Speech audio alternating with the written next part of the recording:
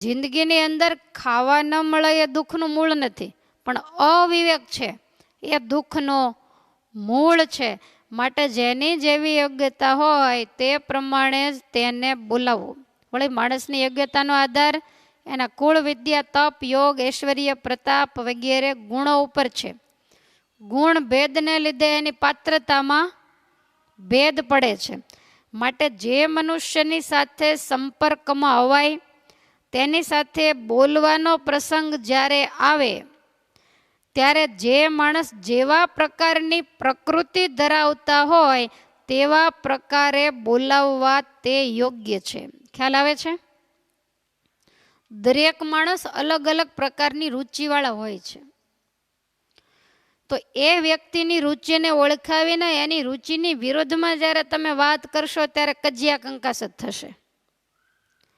એની સાથે વાત કરવાની થાય, એની સાથે બેસવાનું થાય તો એની રુચિ પારખી અને એને ગમે એ રીતે જ હંમેશા વાત કરવી. હવે ક્યાંક ભેગા થયા હોય તો આપણે તો અડધો કલાકનો ટાઈમ કાઢવાનો હોય. કજિયા કંકાસ કરવા કરતાં શાંતિથી સમય પસાર કરીએ એ જ ડાયા માણસનું લક્ષણ છે. એટલે મહારાજ કહે છે કે એવું ધ્યાન રાખવું, એની પ્રકૃતિને પહેલાં ઓળખી લેવી. ઘણી વખત માણસોને એવો અવિવેક થતો હોય કે કોઈ અજાણી વ્યક્તિ આવી હોય ને કાંઈ વાતમાંથી વાત નીકળે એટલે એ કોઈ વ્યક્તિનું નામ આપી અને આ વ્યક્તિ આમ છે તેમ છે કે આપણે તેની સાથે વાંધો હોય જ પાછો. એટલે આપણે મૂળિયામાંથી પછી ઉપાડીએ અને વાત કરતાં કરતાં જ્યારે ઓવર બોલવા માંડીએ ને ત્યારે સામેવાળા એમ કે એ મારા બેનની ભાણી થાય. એટલે શું થાય? બ્રેક લાગે કે નહીં? તરત જ બ્રેક લાગે કે હું એને ક્યારેય મળી નથી, મેં તો બહારથી સાંભળ્યું છે. અને બહારથી સાંભળ્યું હોય એ કંઈ બધું સાચું, પછી એવા કડે ચડે, કઈ બાજુ ગાડી લઈ જાય એની ખબર.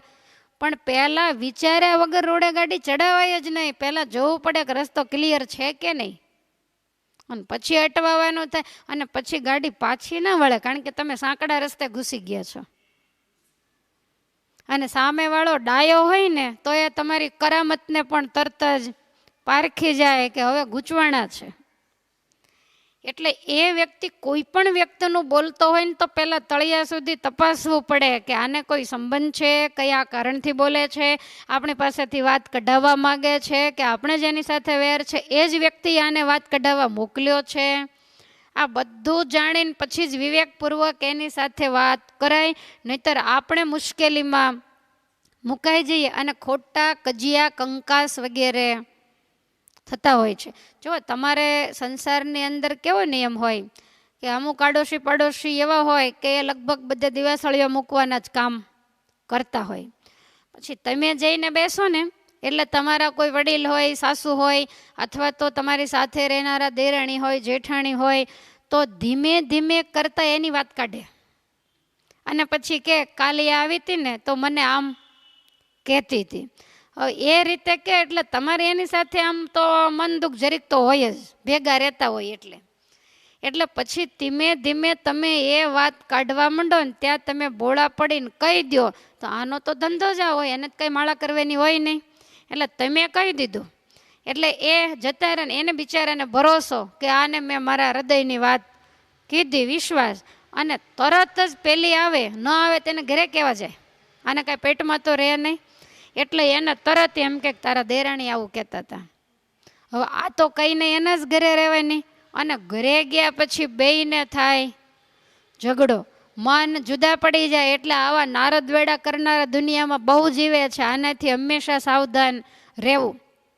આપણા જ પરિવારજનો હોય અને અજાણી કોઈ પણ વ્યક્તિ એનું ઘસાતું બોલાને એ બિલકુલ સાચું બોલતા હોય, એ જે કાંઈ દોષ બતાવતા હોય એ દોષ આપણા પરિવારની વ્યક્તિમાં હોય જ, પણ છતાંય એ વ્યક્તિ આપણા પરિવારની છે, એની સાથે આપણે કાયમ રહેવાનું છે. એટલે કોઈ ઘસાતું બોલે તો કહેવાય કે ભાઈ તમે કહો એવું નથી, તમે કંઈક કદાચ સાંભળ્યું હશે, પણ હું તો કાયમ સાથે રહું છું, હકીકતમાં એ એવા નથી, એમ તો એ ખૂબ સારા છે.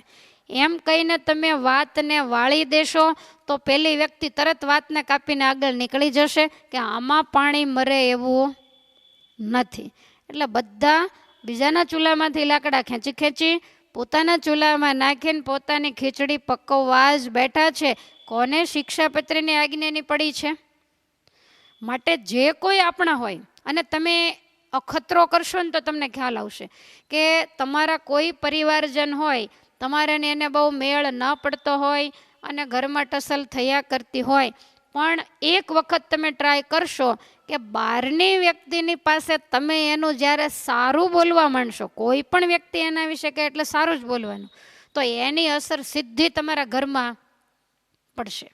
કારણ કે એ વ્યક્તિ પહેલીના ભેગા જ્યારે થશે ત્યારે પૂછવાના તો છે જ, ચર્ચા તો થતી જ હોય, એટલે કહેશે કે નહીં મેં તો ઘણું પૂછ્યું પણ એ તો તમારું બહુ સારું બોલતા હતા, એટલે તરત જ એની અસર ઘરની અંદર પડશે. પણ આપણને આ કળા આવડતી નથી. આપણે જોયા વગરનું, જાણ્યા વગરનું બધું બાફવાનું જ કામ કરતા હોઈએ છીએ. પણ જો વ્યવહારની અંદર પણ ખૂબ બુદ્ધિ વાપરવી જરૂરી છે. એમાં શિક્ષાપત્રીની એક એક આજ્ઞા છે એ સમજવા જેવી છે. માટે એવો કંઈક જ્યારે બોલવાનો પ્રસંગ આવે ત્યારે આપણા ઘરમાં કજિયા કંકાસ આ વ્યક્તિ નથી કરાવતી ને એનું ખાસ ધ્યાન રાખવું. અને બીજું, ઘરની વાત બહાર ક્યારેય ન કહેવી.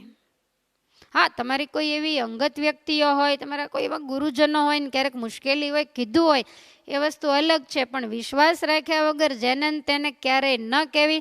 તમે કોઈ પણ વ્યક્તિને એમ કહેશો, તમે વડીલો બેઠા છો એટલે તમારો દાખલા આપો કે મારા દીકરાની વહુ આવી છે, તો તમે જેને કીધું એ તમને છેલ્લે રોટલા દેવા આવશે?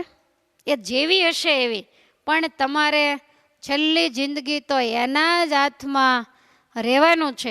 માટે સારું બોલશો તો સુખેથી જીવાશે, અને નબળું બોલશો તો પછી ઉપાધિ રહેવાની જ છે.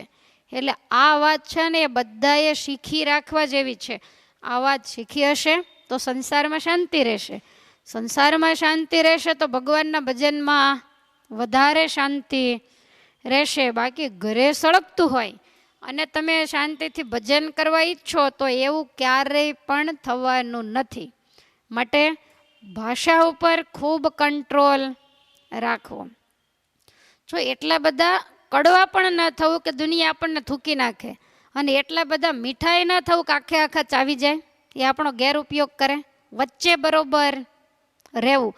અને બને ત્યાં સુધી બિનજરૂરી ચર્ચાઓ કોઈ પણ પ્રકારની અજાણ્યા કોઈની સાથે કરવી જ નહીં. ઘરની અંદર એ કોઈની ચર્ચા નીકળી હોય ને તો ટાણે પૂર્ણ વિરામ કરી દેવો, નહીંતર વાત બહાર નહીં હોય ને કજિયો ઘરમાં થઈ જાય. એટલે સમયે આને કંટ્રોલ કરી દેવો. તો આ ભગવાન શ્રી હરિ આપણને વાણી વિવેક શીખવાડી રહ્યા છે.